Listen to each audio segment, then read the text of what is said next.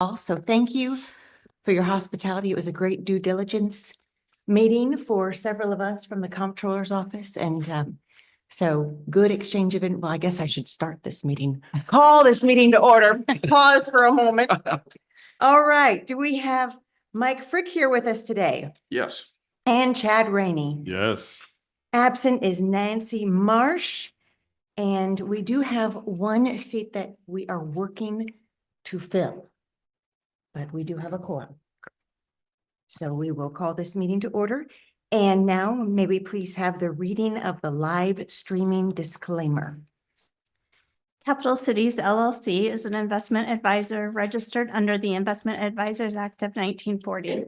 The content of this presentation is provided for informational purposes only and is not to be relied or acted upon as a recommendation or investment, legal, or tax advice of any kind to any viewer through electronic media. The presentation also may contain forward-looking statements which are based on the beliefs of and information available to Capital Cities management.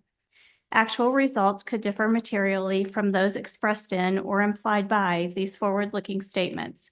Past performance is not a guarantee of future results. Capital Cities does not control the website or domain on which this presentation is stored and disclaims any responsibility for any information, services, or products found on websites linked to the page on which this presentation is stored. The unauthorized use of the content of this presentation without express written consent of Capital Cities is strictly prohibited. Thank you, Susan.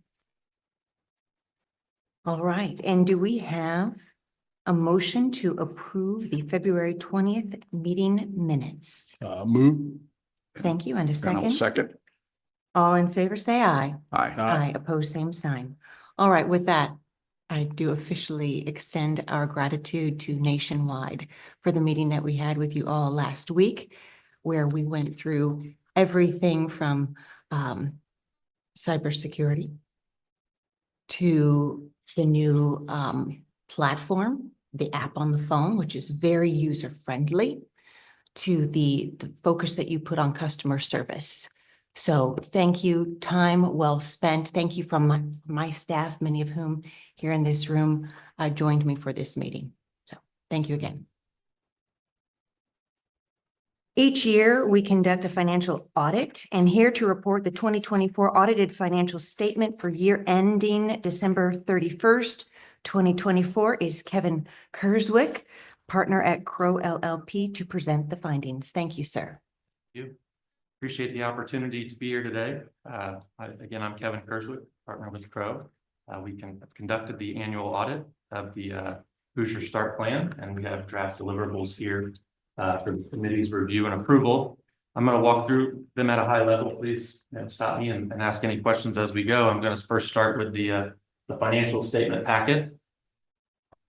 So if you open up that pages 1 and 2, you'll see our independent auditor's report. The first paragraph there on the opinion, we're issuing a clean or unmodified opinion that these financial statements materially represent the activities of the plan for calendar year 2024. So as committee members, that is the type of opinion you want to see there.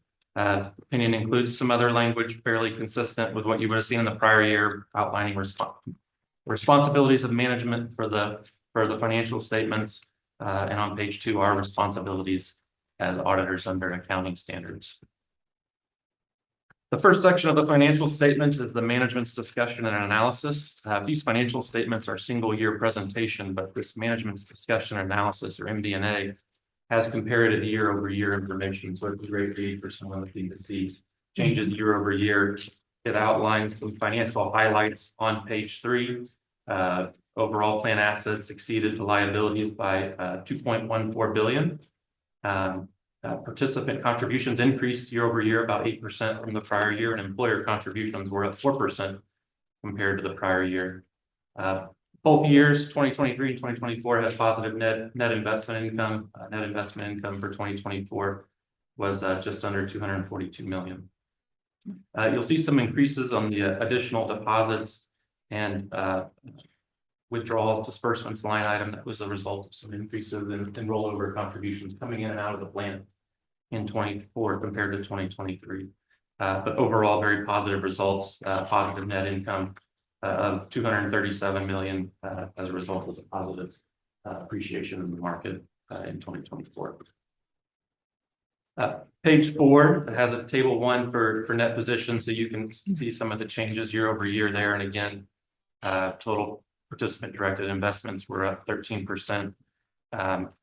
Management goes through an analysis to compile contributions receivable due to timing at year end around December 31st, as well as any outstanding payables. Relatively not significant compared to the investment portion of the balance sheet there, but included here in this note.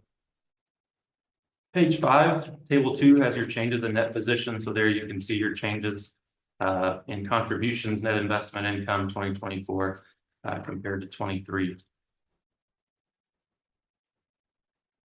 Page 6 picks up the basic financial statements. So there's the statement of net position available for benefits, or the balance sheet. And so similar to the presentation in the prior year, the balance sheet is broken out by the different plan types. So the state's 457 retirement plan and the 401A matching plan, titled Plan 02 here in the second column. And then the participating local political subdivisions are there in column 3. And then the fourth column being the local political subdivisions participating in the employer match plan. So some additional detail for a financial statement reader. Page 7 has the statement of changes in net position available for benefits, or the income statement for those 4 plans there.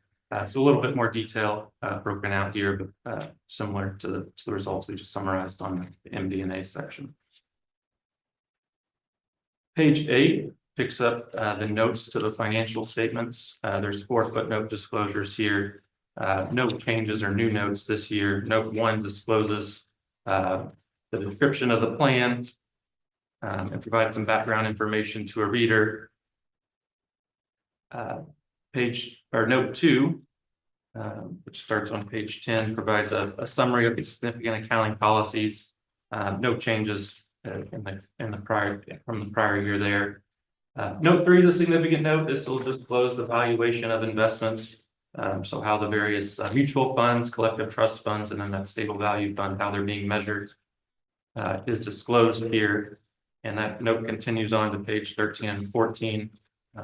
Page 14 has a listing of all the planned investment holdings as of December 31st, 2024, and the balances of each holding by plan. And then the final note, note 4, is the investment policy statement. It begins on the page 17 through the end of the document. So just discloses investment policy statement, and this footnote disclosure has been updated for some of the updates to the policy, including the option for the self-directed brokerage option that came into effect during 2024. So that's the financial statements at a high level. Happy to address any comments or questions there. Any questions? Questions? No, thank you. Okay. We have a second letter that we also issued. It's addressed to the Deferred Compensation Committee. This is what we call a SAS 114, a required communications letter. So as part of the audit, we're required to have certain communications with those charged with governance, which is this committee. So this letter helps us meet that obligation under auditing standards.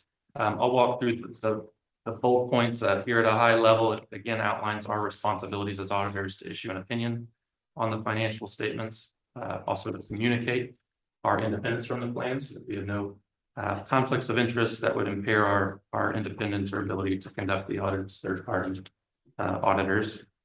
That discloses the plan, scope, and timing of the audit. The audit went according to plan. We have great cooperation from the Comptroller's Office team, and also Sarah Carlo at Nationwide is great to work with. She was very prompt with our responses and helps us get to this point. So the audit went according to plan.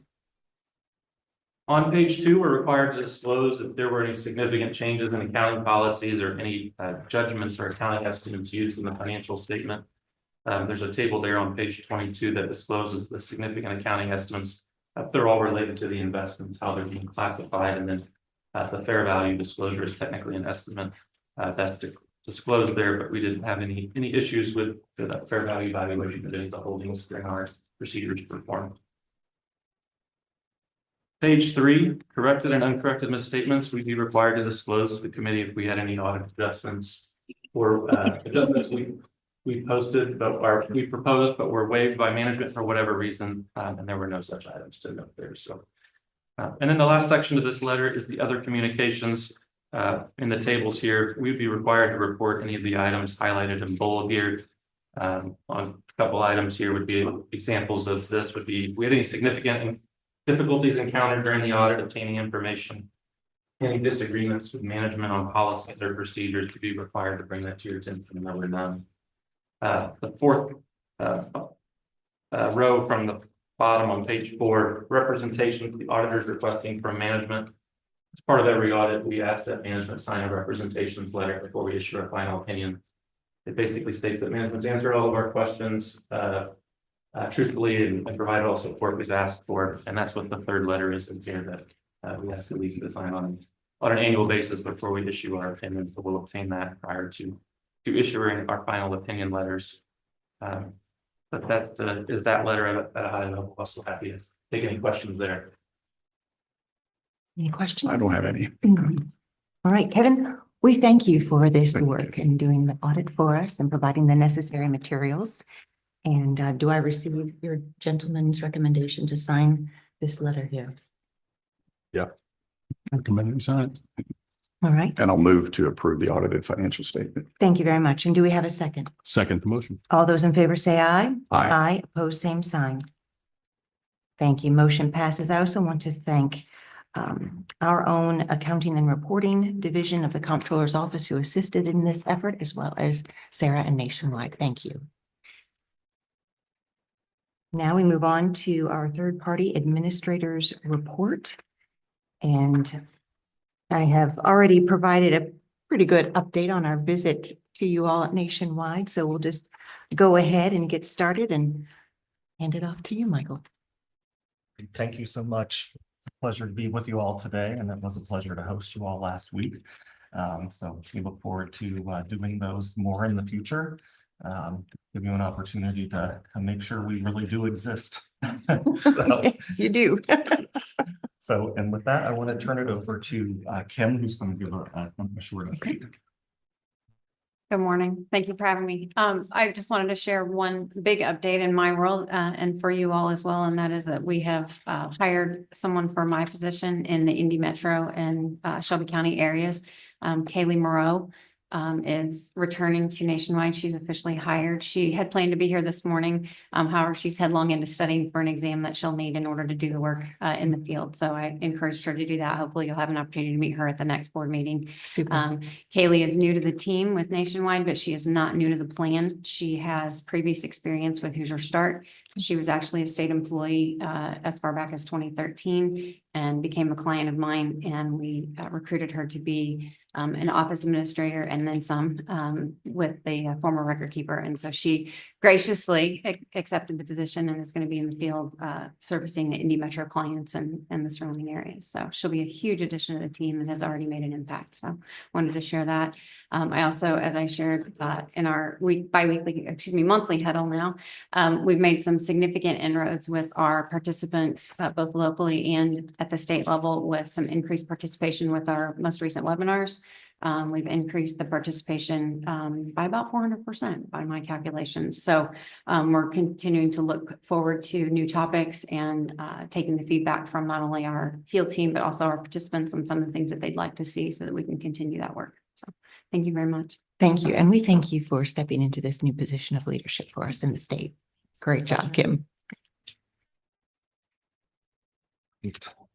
So with that, we'll turn over to the report. As usual, I'll do a high level overview, but there's plenty of information in this report to dig in if you want to deeper. At the end of the quarter, at 2.1 billion in the plan. It was a little bit of a down market over the course of the quarter. So we actually ended up losing some value during that time. And I'm sure that our consultants will go into that a little bit deeper because I don't want to steal their thunder. If you look on the second page, or actually it's page 3 of the report, I did want to call out that the new enrollments number to 2,900 and some change during the first quarter, which is down significantly from what it was in the previous quarter. We understand there's a little bit of a slowing in hiring that's happening. And so I think this was expected. So just wanted to let you know that that's acting as we expected it would, even though it's a significant decrease. Rollovers out in the lower right-hand corner. As I think we also expected, there was some turnover due to the new administration, and some participants have chosen to take their account and move it to either their new employer or to an IRA. And so we did see a significant increase in the amount and number of rollovers out during the first quarter as well.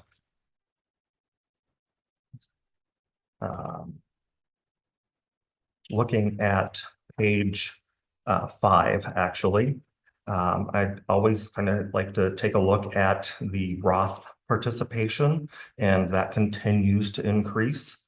We had 170 more participants use the Roth source during the first quarter, and we're at 8250, or I'm sorry, 8,400 in terms of actual participants in the program that are using the Roth source. That number continues to increase, and I'm actually blown away by the significance of that increase over our tenure, and I hand that over to Kim and her team and all the work that they're doing along those regards. Self-directed brokerage account. We had 2 more individuals sign up during the first quarter, so we're at 11 participants and $2.2 million that are in that. So contributions into the plan, we had total contributions 40 million over the terms of the quarter. About 30, just under 30 million of that is salary contributions, and then the rest of that is made up of the employer matching contributions and any rollovers into the plan.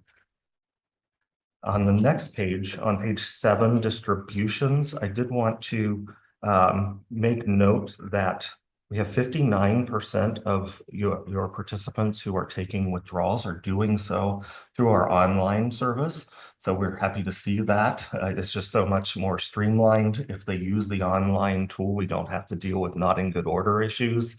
If they do it through the web, through paper still works, but there's just more opportunity for snags along the way.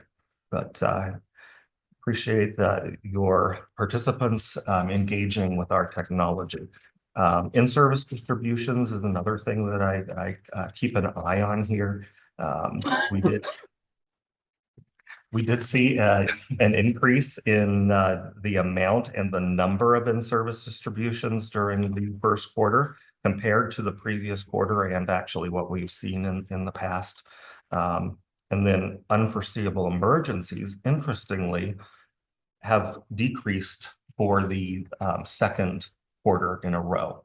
So those two in-service type distributions have kind of offset each other a little bit.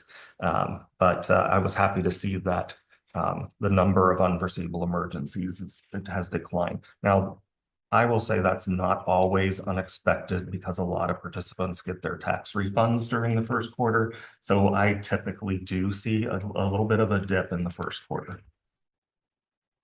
On page 9, just a couple of things to call notice to. The very last fund on the page is the 2020 target date fund that was closed at the end of the quarter, and so you can see there that those funds were moved out of that fund into the retirement fund, or retirement income fund as it was then called. And then we had some activity due to the managed account solution, that Indiana Flexible Bond Fund. We saw a significant outflow in that fund and specifically in the number of participants utilizing that fund during the first quarter because of a change in allocation.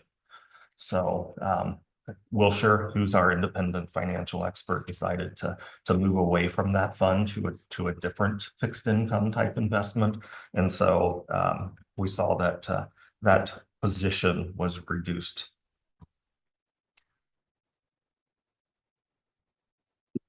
And that is really it for the quarterly report. I do want to indicate that I was especially encouraged during our due diligence meeting. And I'm really excited by this with the upcoming improvements that we're making to the beneficiary designation process, particularly with some of the prompts that are going to be added to our website and the new method of adding beneficiaries through our app. And how streamlined and simple that participants are finding that. I like to feel that your plan has something to do with kind of pushing us in that direction because of the auto enroll process and the fact that we get census data for that, but it doesn't include beneficiary designation. So you have a significant number of participants who don't have a declared beneficiary designation. And so I'm looking forward to the impact that's going to make on your participant base and getting more participants to elect their beneficiaries. Thank you. That meets a real need with an auto enrollment program, and hats off to our team, Stacy, Emily, Britton, who have really led the charge on a special effort to get those beneficiaries designated. We've been very proactive to do that and appreciate the additional prompts that you're adding through the enrollment process or just through the continued communication process in our case. Definitely. Thank So you. with that, unless there are any questions, I'll turn it back over to you. I have one quick question, if I may. So on page 7 on the distributions, you mentioned you pay particular attention to the in-service distributions for the more newly initiated amongst us. Why is that? I guess, can you expand on that just a little So bit? that's a provision that was permitted due to the Secure Act. We were able to reduce the age for in-service distributions Gotcha. from 70.5 to 59.5. And so I just like to keep an eye on that to make sure that we don't see a huge number of participants that are taking money out before they're retired. Sure. Okay, thank you. Definitely. Great. Appreciate Good it. question. Anything else? No. Okay. Thank you both very much for your update. And now for our investment consultants report, we have Tiffany and Susan from Capital Cities, and thank you for joining us as well for the visit to do our due diligence. Thank you. We'll start on the very first page behind the title page, our considerations and observations. Just a couple of items to note here. We did review State Street's proxy voting choice program in February, and we selected to implement the Egan-Jones wealth-focused policy. This policy focuses on maximizing shareholder value, and it does not prioritize environmental or social goals. However, effective April 8th, the Boyer guidelines became available on State Street's platform. So Tiffany will discuss that with you after we review the report. And then as Michael mentioned, in March, the 2020 fund merged with the retirement fund. The retirement income fund was also renamed the retirement fund. Those changes are reflected in your report this quarter. The 2070 fund was launched in April, and that fund will be added to the report for second quarter. And then moving to page 2 for the market overview. The first quarter was volatile, marked by sweeping policy changes and heightened uncertainty. If we look at the equity markets chart in the middle, domestic equity finished mostly negative across all styles except large cap value.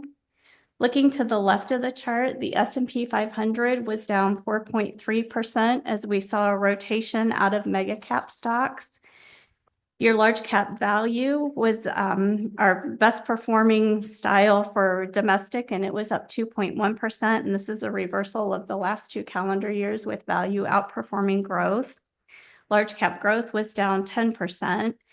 Moving over to small cap growth, it was the weakest performing style, down 11.1%. And then looking at international stocks, both finished positively. International developed up 6.9% and emerging markets 2.9%. And then over the 1-year time period, we're seeing mixed results with the S&P 500 and large cap growth leading the way. Looking at individual sectors, energy and healthcare were the best performing sectors, up 10.2% and 6.5%. And then turning to fixed income at the bottom of the page, nearly all styles were positive for the quarter as rates declined across the yield curve. Looking at the fourth set of bars, your Bloomberg aggregate was up 2.8% for the quarter and 4.9% for the year. Moving over to the fourth from in to the right of the blue bars, TIPS was up 4.2%, which was the best performing style for the quarter. And then over the 1-year time period, non-dollar and EM debt are leading the way, up 7.7% and 6.8%. There were no rate cuts in the first quarter, and again, no rate cuts last week when they met. However, they're still predicting maybe 2 rate cuts this year beginning in September. And then moving to page 6 for the plan summary.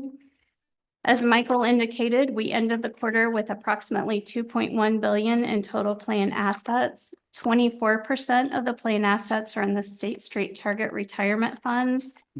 Those retirement funds did return between 1.8% for the retirement fund to a negative 0.3% for the 2065 fund for the quarter.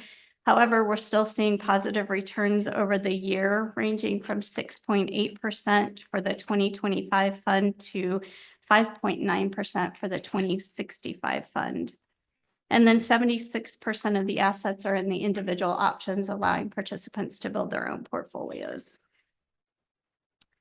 And then looking at page 7, the stoplight grid kind of shows you how we monitor from a qualitative and quantitative performance standpoint. All of our investments are in good standing per the investment policies statement guidelines. We do continue to monitor T. Rowe Blue Chip Growth for long-term performance and Fidelity Diversified International for short-term performance. Are there any questions before we move to the State Street presentation? T. Rowe has been at yellow status for a while now. Is there any update? Are we seeing any progress there? What we did, so previously we had it on watch list status for both short and long-term performance, which we categorize as a 3- and 5-year time periods. We saw improved short-term performance, so we removed it from watch list status. However, that 5-year number is still trailing a bit, so we continue to monitor it. There has been some change in personnel, probably about 3 years ago, if I remember correctly. But again, we've seen improved performance with that change. So no concerns, but we continue to monitor it. Thank you. No problem. Great.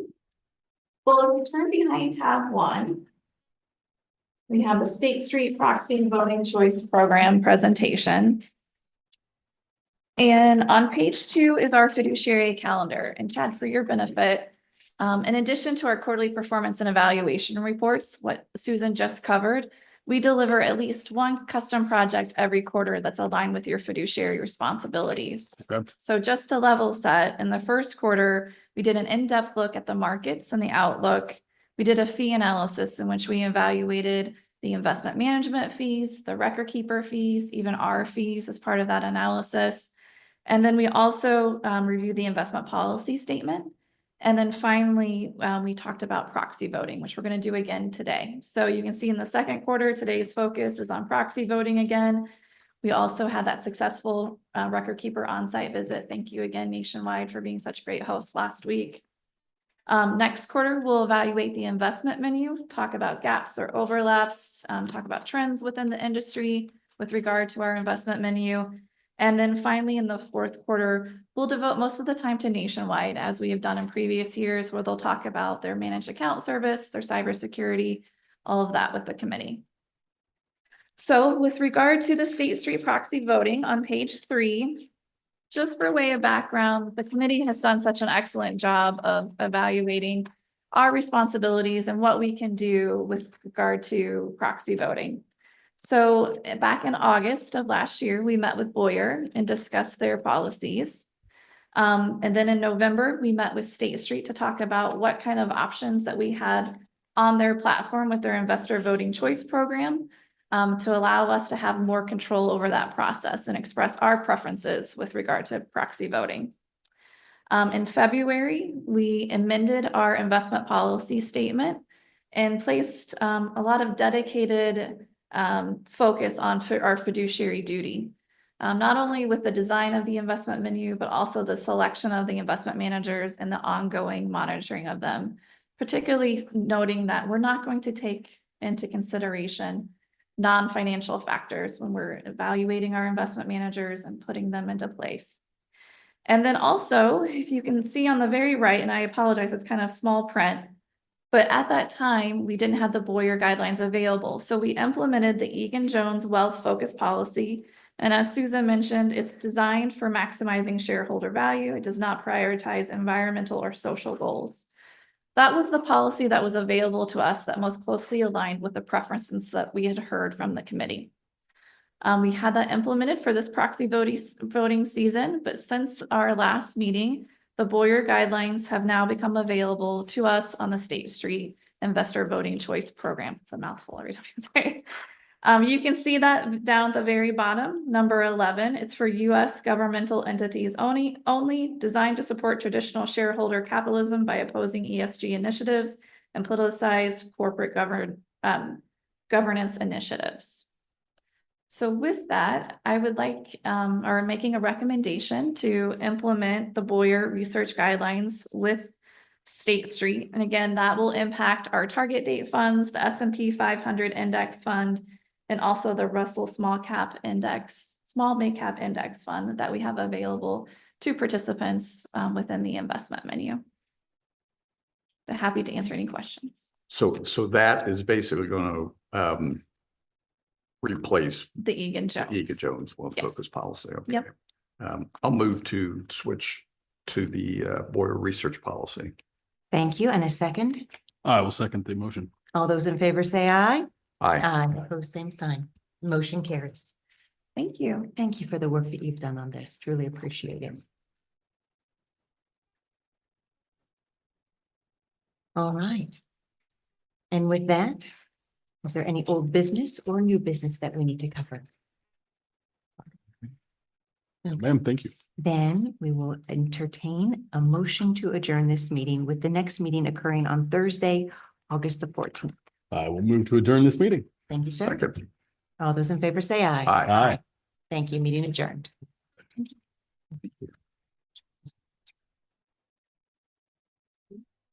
Oh, thanks. Did I steal it? Right. Yeah, all right. Always a pleasure, ma'am. Yep. Okay, gentlemen. Thank you. Enjoy the rest of your day.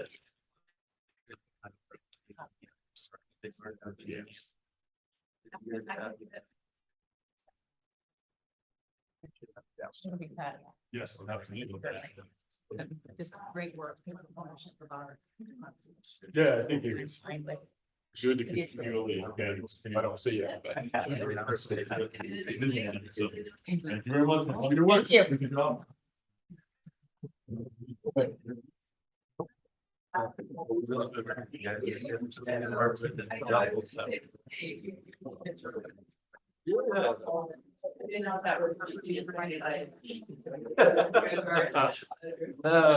Love it. That's what you relay.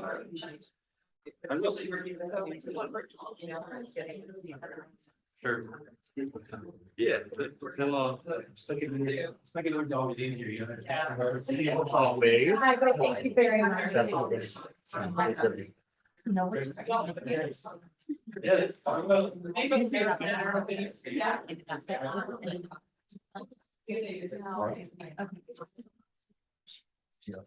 Most families don't think about. Here is they're up there.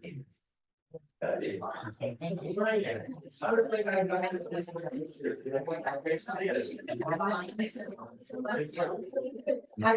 to take and get the lead on this.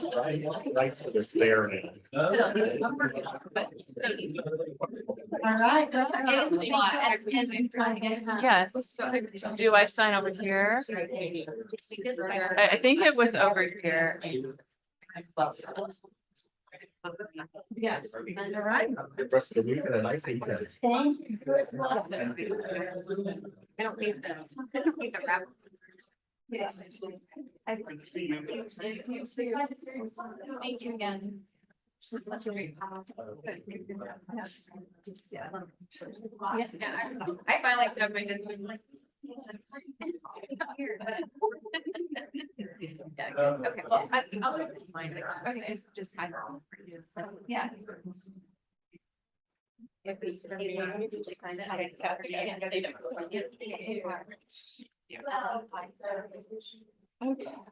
See you again.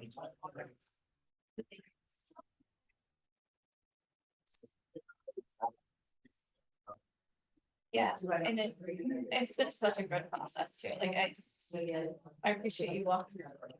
It's been really good. It's been great to be able to influence State Street to add this, like, the ability to even do it. State Street is so. The curve, so it's great.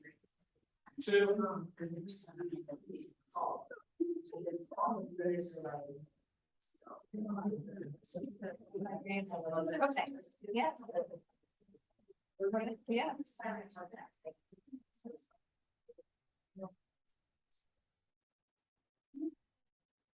Yeah, we're having this year. Yeah.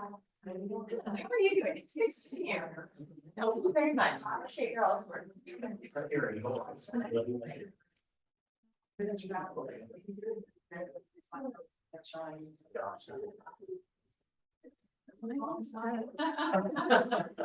My dater. His child.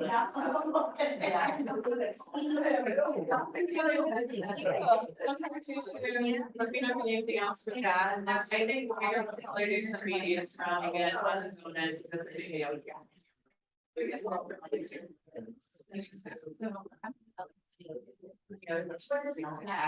Yeah, whatever we can do to help make it happen.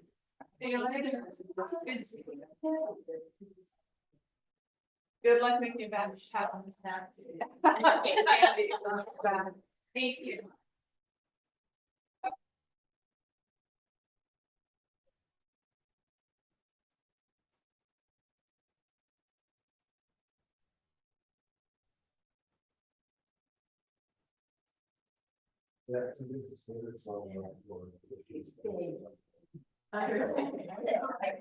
Understand it.